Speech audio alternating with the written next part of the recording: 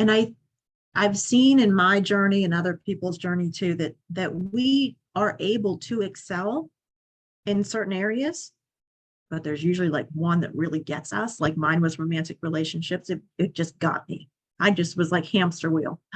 can't get off the hamster wheel. But there are other areas that I'm really good in. So when somebody says you can just make a conscious decision, my answer is really, then you don't have a core wound in that area. Where we have struggle in our lives, the repeated patterns that show up, or the repeated triggers that show up, and the automatic behaviors that show up, that's where we have core wounds. That's all. It doesn't mean that we're a bad person. It doesn't mean that we are worthless. It doesn't mean that it's our fault. It just means we have a core wound in that area that we need to go on a path of exploration and self-discovery, embrace that wound and heal it with love, with understanding, with acceptance, with compassion. And I applaud the core wounds because I can tell you, direct experience, the more that we're able to do that in ourselves, embrace those core wounds and heal them through love and compassion, the more we're able to do it with other people in our lives. And it ripples. It's a great question. Thanks so much for asking that question. I tried everything to outrun my core wounds, including spiritual bypassing. And I can tell you, you can't outrun them. If anybody could have done it, it would have been me, because I tried for 30 years. I tried it. It doesn't work. The way is through. The way is through. And I know it can be scary. It can, man, I was so scared. I was so scared to do that U-turn inside. Oh, I thought it was going to be so much worse than what it was. But it's so much easier when we do it together. When I'm there guiding you, helping you, answering questions. When other people are there, sharing their stories, sharing their questions. In community, helping each other. We're here to help each other. That's another reason why I created this program. There's healing in the connection that you just can't get anywhere else. I tried. I am so stubborn. I'm an Aries, okay? And so it's a good thing we have horns, like we're a ram, because I was like bang, bang, bang. You know, banging my head. Look, I just messed my hair up. I was banging my head against the wall, trying everything. But that's why I was supposed to try everything. Because then I can be like, yep, it didn't work for me. Tried it. Opening businesses, moving across country, marriages, divorces, spiritual bypassing, trained, certified, school, letters after my name. The way is through. That's the shortcut, actually. Through. And I could just talk about this kind of stuff all day long. Are there any other questions? Yeah. Brandy said, that's terrifying. That's why I'm here. That's why I'm here, because there are parts who are in you that are going to be terrified. So we go slow. Anytime there's emotional overwhelm, we slow it down.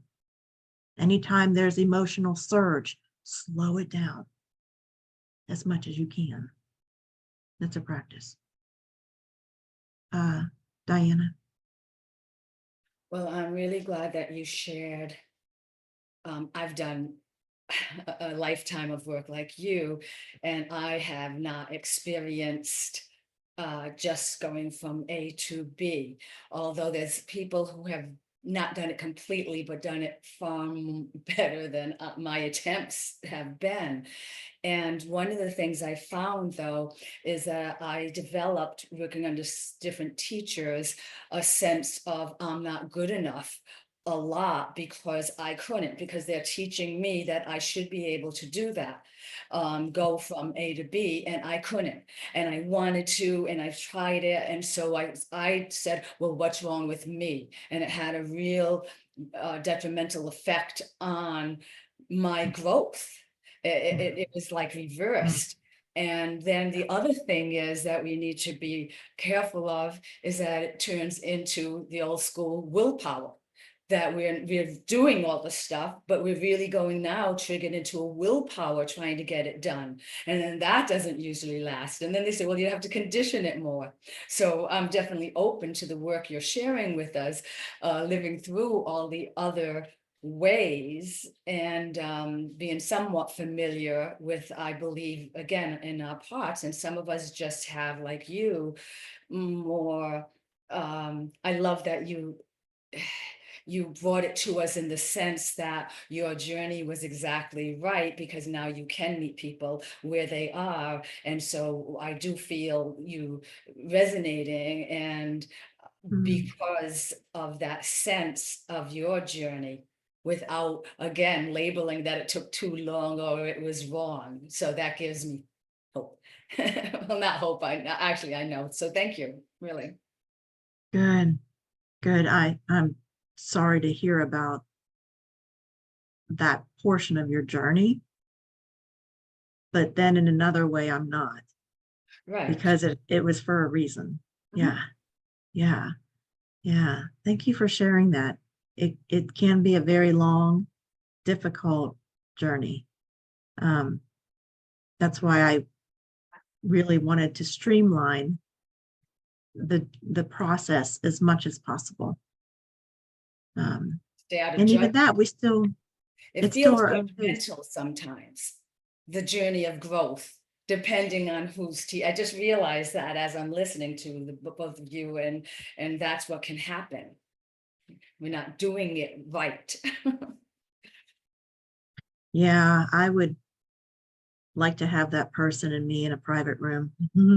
So I have an advocate part in my inner system that I'm like, it's okay, it's part of the journey, it's part of the process. Where I'm very protective, and yeah, the time and place might come where there's more direct conversation with me and teachers like that. I have a real protectiveness about me, with helping people on their journey, not hindering it. But then again, that could be part of your process. I think so. Yeah. Yeah, I had an inner critic part that was like, you should be further, you should already know this is taking too long, you know. And as those parts come up, we work with them. And we'll be diving into that specifically, into internal family systems, the inner system within the subconscious, mapping it out in module 2. A lot of good stuff to come. And if you are feeling any kind of exasperation or frustration with this module, with the triggers, and I can't pause for the cause, and sometimes I can leave and sometimes I can't, and I'm trying to feel my body and my emotions, and I'm struggling with that piece. Hold on, just hold on to module 2 coming up, because we're going to show you and tell you what it is underneath. And we're going to begin to build trust with those parts in the subconscious. And trust is the next step. Awareness here at surface level, what's happening in the external world. All of module 1 really is dealing with the external world, in the stimulus that we see in the external world that's triggering the inner system. In module 2, we're going to go inside into the internal system. Build trust there, build understanding of what is going on and who's doing what in there, build that trust and heal those issues going on, those core beliefs from those core wounds in module 2. And then in module 3, we're going to come back out. We're going to use that discernment and inner trust that we build in module 2 to then create our life with deliberate intention in different areas of our life from our core essence, who we truly are, not from fear, not from a protective part who's trying to take over and put the pain out here because it can't hold the pain in here. We're going to start healing that and then come external. We were taught to live in the external and not look at the internal. So that's why in module 1, we start with the external world and what's going on. And then we go inside. And it becomes a practice. It's a daily practice. So that brings us to the workbook that I created for module 1. This is something that I call this integration week, where we're answering the questions, we're sharing what our experiences have been. We're kind of clearing up the path and showing where we're going, why we did module 1 the way we did and where we're going in module 2 and module 3. And this daily practice, and even still listening to the confidence guided meditation, even still doing the memory reconsolidation exercise for anything that comes up, and it can be done for it. Do that in integration week this week, but specifically that workbook, identifying the triggers and diving underneath. So before here, let me not get ahead of myself. Let me look over the main points from module 1. I just want to make sure we went over everything. Triggers activate body sensations, then negative emotions, then thoughts. So if your trigger is a positive emotion like, peace or happiness, and you're like, when's the other shoe going to drop?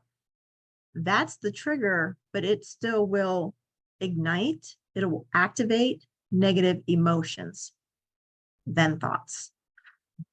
If the other shoe is going to drop, I'm not good enough. They never see me. They never listen to me. Those are the thoughts that come up after the emotions. The human instinct survival brain is the subconscious. It sees acceptance as survival and rejection as death. That's how big of a deal this is.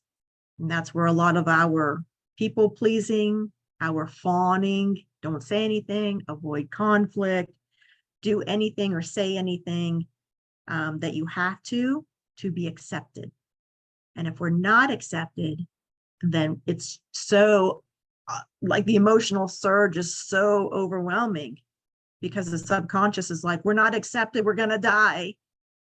That's why it's a really big deal to the subconscious at this point until we build trust in the next module. Perception, we went over that, how the subconscious mind fills in missing pieces to reaffirm the story that it's telling itself. That's perception. And that perception, if you haven't watched it yet, that perception deception documentary in module 1, it's really good. It's like 45, 50 minutes long. It's really good. I've watched it a few times because I pick up more and more every time that I watch it. We went over the brain can only lead us forward trying to predict the future from past experiences. That's all it knows. No other input. Input in, input out. In programming language, we had a saying that was, the quote was, garbage in, garbage out. What you put in is what comes out. That's it. The brain is the same way. What has gone into it in the past is what comes out in it trying to predict the future. Core beliefs underlying the negative emotions will only allow in information that confirms the belief. So that's the perception again. It will only allow in information from the external world, or it will perceive that information in the external world to confirm the core beliefs. Core beliefs are shown through actions and behavior, not words or affirmations. If you want to know if somebody has a negative core belief about themselves, watch their actions. If you want to know if you have one that you don't know about, watch your actions. It'll show it. It'll show it every time, because the actions are coming from the subconscious mind, not the conscious mind. Conscious mind can say the words, but the subconscious mind is like autopilot. It's going to happen. And that's why I think it was Diana who mentioned willpower. That's why willpower it might work for a short amount of time and then not work. Nothing wrong with you. Nothing wrong with your willpower. It's that your subconscious mind runs 95% of your life. It takes over. Memories that hold the core wounds and core beliefs within the subconscious will continue to have that same perception of fear in the present day world, even if it happened 40, 50, 60 years ago. And the core beliefs spark the negative emotions, which spark the thoughts in the present moment. Emotions are just a messenger service. We're taught to fear emotions. They are energy in motion, designed to come in, give us a message, and flow out. We can shift into more of an observer role, and we'll do even more of this in module 2. We have to become the observer of the emotion to be able to be with the emotion rather than in it. And if we get down to basics, in our body, expansion in our body, or openness, spaciousness in our body, is an indicator of love-based emotions. Constriction and tightness in our body sensations is an indication of fear-based emotions. When we're triggered, even if it's a slight trigger or a big trigger, we feel that tightness in our body. We feel that body sensation come on. Longer exhale than the inhale tells the body it's safe. That is something that we can do with the conscious mind to start overriding the trigger through the body sensations. And putting your hand over your heart to be with the emotion helps you be external, going internal. There's a neural pathway, full cluster, that's a brain that sits right on top of your heart. So when you touch your heart, it's a way to be that outside observer, connecting with what's inside, saying, I'm here now. What message do you have for me? Sadness, I'm here. What message do you have for me? Anger, I'm here. What message do you have for me?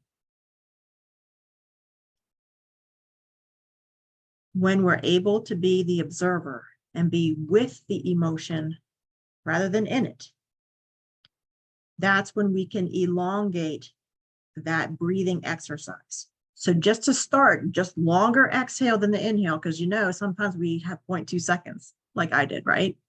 Do the longer exhale than the inhale. Get out of there if you can. Hand over heart, be with the emotion, and then do the conscious breath that we learned, which is inhale through the nose, expanding the belly out, opening that diaphragm underneath the ribs. It opens that diaphragm. And then exhale longer than the inhale through the mouth, pulling your belly in, like pull your belly button, your navel in towards your spine on the exhale. And do that, I would say, at least 5 times, being with the emotion. So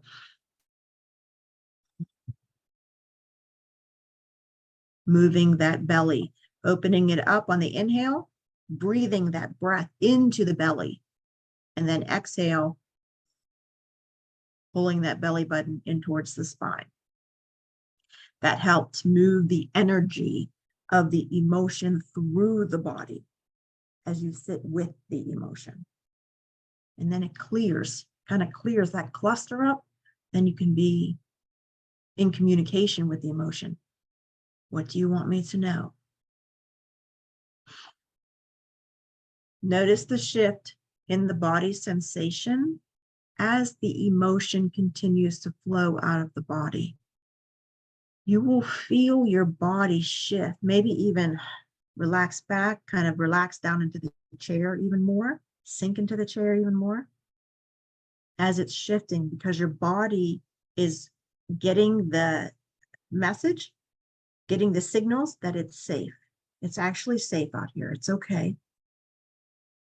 Because that initial trigger is from that emotional surge saying, danger, danger, danger, not safe, not safe. Hello, get out of there. So that breath helps bring the body back to that place of safety. Homeostasis, like what was said earlier, it's balancing out, leveling out that inner system in the subconscious and in the body. Because those parts, and we're going to see this in module 2, but those parts in the inner system in the subconscious mind, when they get activated and triggered, they have direct connection to the body. That's why the rapid heartbeat and the shortness of breath and the panic and the cold sweats, and they are directly connected. So notice the shift in the body sensation as the emotion continues to flow out of the body. And then ask, what do you want me to know? So that's the recap of module 1 so far. It's what we learned in a nutshell. And it's a lot, especially when you're practicing it in the moment. It's like, okay, wait, I'm triggered. What's the sensation in my body? Okay, breathe, longer exhale. Okay, breathe, hand on heart. Okay, maybe I should put it in a checklist. Put it on your wall, put it on your laptop, because it is a lot in the steps. If you think about it, it will become more natural to you as you practice it, and then it will become less necessary as we keep moving forward in the program. So you're triggered, longer exhale than the inhale, hand on heart, be with the emotion, pause, get out of there if you can, and then sit with the emotion, doing the conscious breath. Belly out on the inhale, belly in on the exhale. Inhale through the nose, exhale through the mouth, moving that emotion through you. And then, what do you want me to know?